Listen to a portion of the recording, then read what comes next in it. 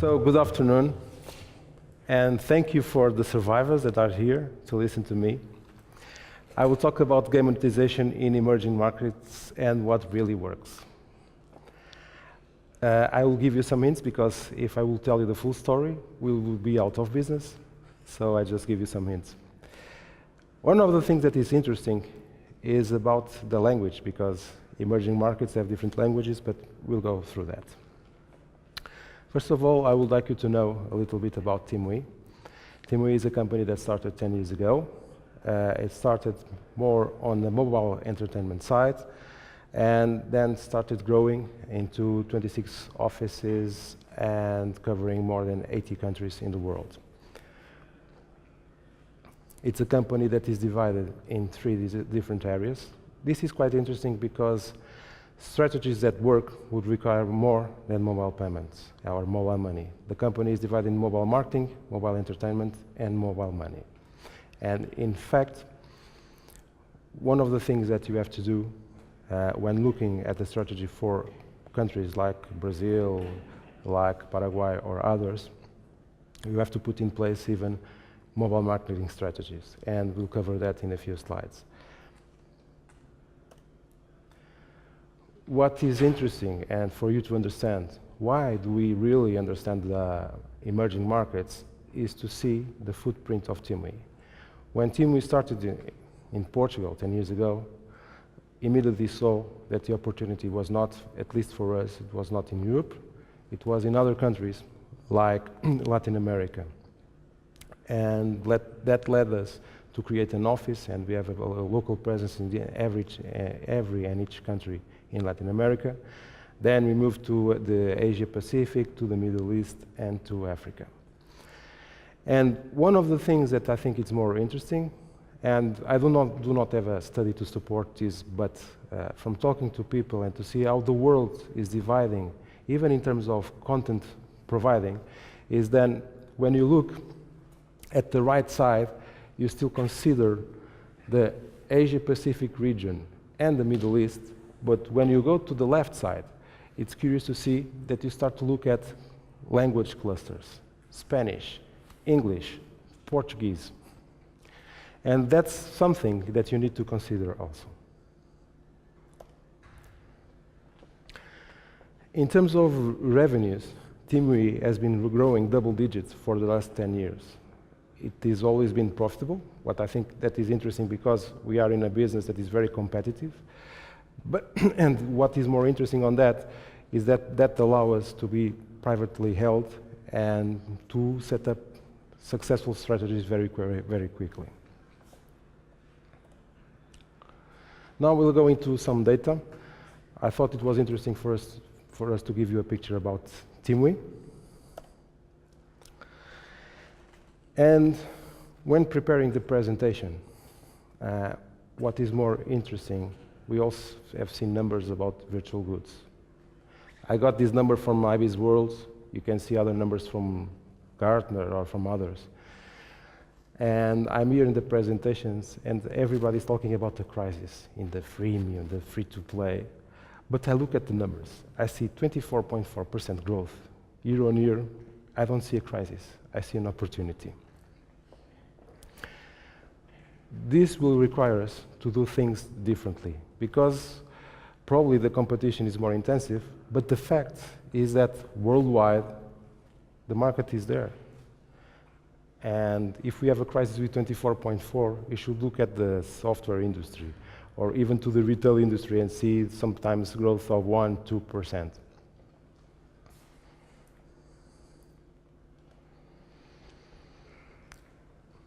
But now, what I think it's more interesting in thinking about worldwide is when you look at these numbers that are in Nation Master, you look at population, and I think there are 16 countries there. In 16 countries, you have 50% of the world's population.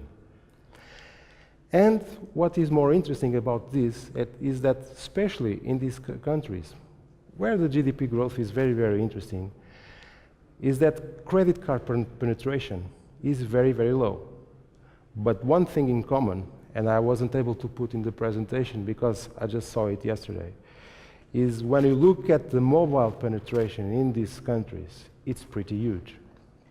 And you look at countries like China, India, Nigeria, Brazil, everybody has a cell phone, but don't have a credit card. So in fact, we must look at emerging markets in different ways. And one of the things that I think it's interesting, but also challenging, is the language. You look at these markets, e se eu falar português, vocês não entendem. I'm speaking Portuguese. And if I go with Spanish, olá, estoy hablando español, or German, I don't know how to speak German. But in fact, this also creates lots of challenges from the payment method side, but also to the marketing and localization side.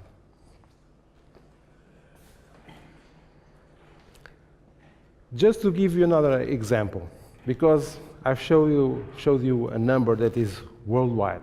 But now let's look at a region, Latin America.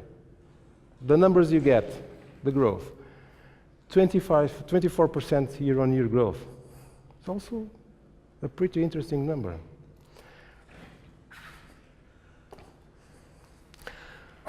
What is interesting here is when you look at the countries that are driving the growth, not all of them, basically you have to focus a little bit, because when you go and do an enter strategy for a region, probably you need to focus.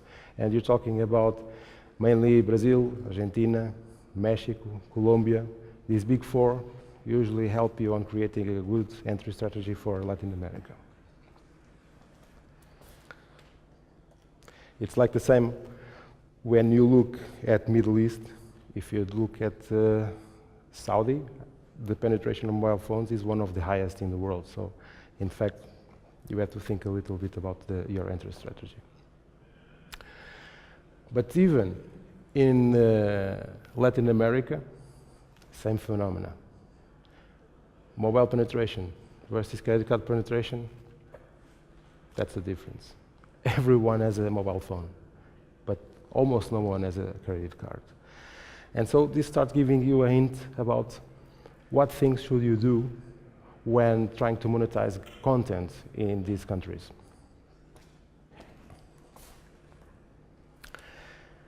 But there is also another phenomena that is quite interesting for these emerging markets. And this phenomena is consumer behavior. Why? Give you the example of Brazil. Brazil didn't have a middle class. They were either poor or very rich. And in fact, this also the appearance of this new middle class with lots of purchasing power and will to buy things makes you think about how can I market, how can I make available my content to these kind of people, because they are different. And so, in fact, even today I was seeing some presentations. They say, you have to focus on the product. And my belief, my personal belief, is that you have to focus on the marketing. You have to segment. You have to know the customers. Because I thought it was amazing for free-to-play games that you lose, after 1-2 days, 90% of the registered users that were registered 2 days ago. And I think that is something quite challenging. So in fact, you need to know the customers in order for you to create the right marketing strategies. And I will give you another consideration on this, is the following, is that the free-to-play models are now facing the issue of the retail, the typical physical goods retail challenge, that is presence and investments to be present. And what is more interesting is seeing that you have another indicator, is that this middle class, these people, this behavior, they are changing the way they buy things. Because if you look at the perspectives of the online commerce, you see that it's growing exponentially. So in fact, there is still opportunity. We don't see a crisis here.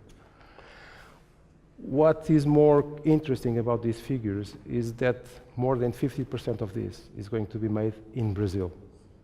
I'm talking about only about Latin America.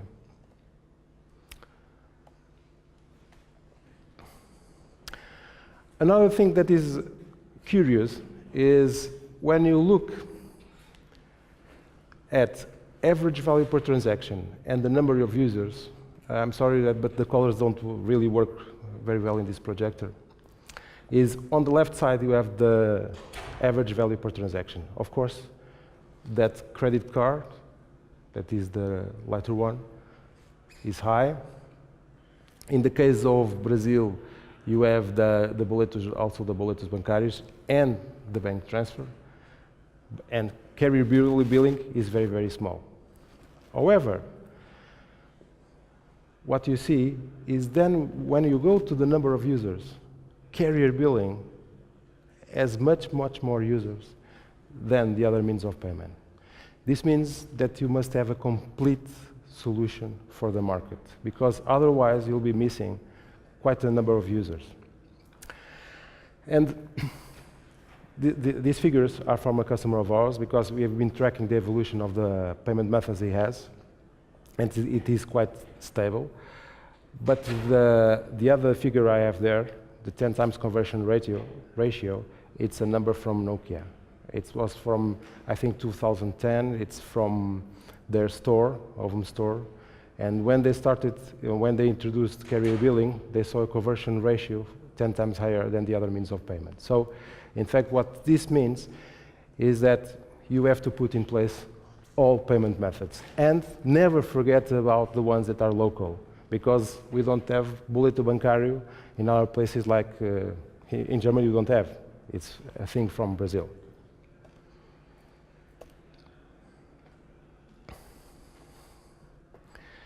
And the first experience we saw from our customer is localization.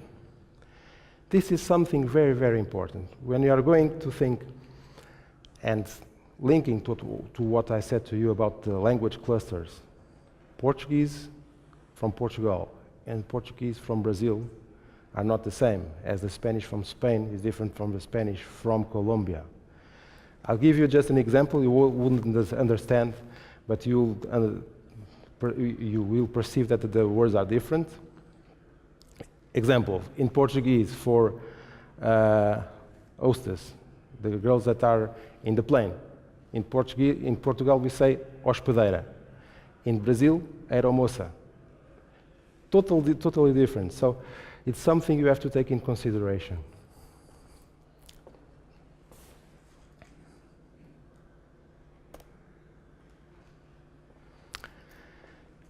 And what is interesting to see is when you go back to basics and when you go back to marketing, and TIMWE has a lot of experience in doing campaigns, because you've seen that one of the business lines is mobile entertainment, and usually we use means, traditional means and online means to promote our campaigns.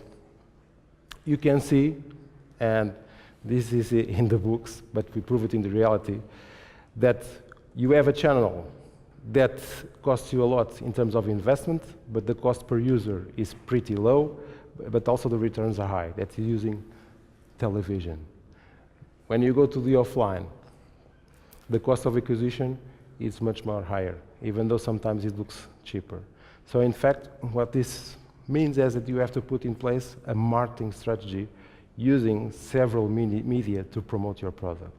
So you are starting to see this is not only about the payments, this is about localization, this is about acquiring the customers.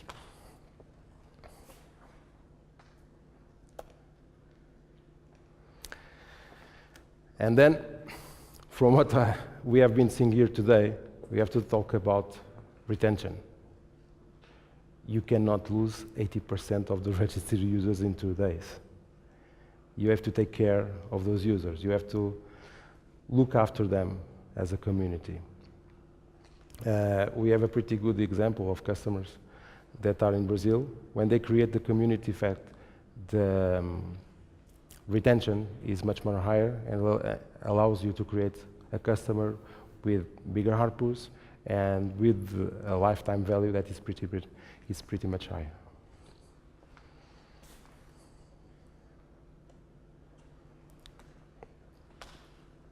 So what do you have to consider when you choose a partner for these kinds of moves into emerging countries? You have to think about the global footprint, you have to think about the proximity, you have to think about the payment solutions that are offered. It's just not about one of these factors, you have to think about all of them. And what is curious to see right now in the world, we are seeing that most of the emerging markets, they are exporting their content to other places. Right? We are seeing people from Russia going to the Middle East, the Chinese going to Brazil, and that's why we must take in consideration all of this, because it is happening.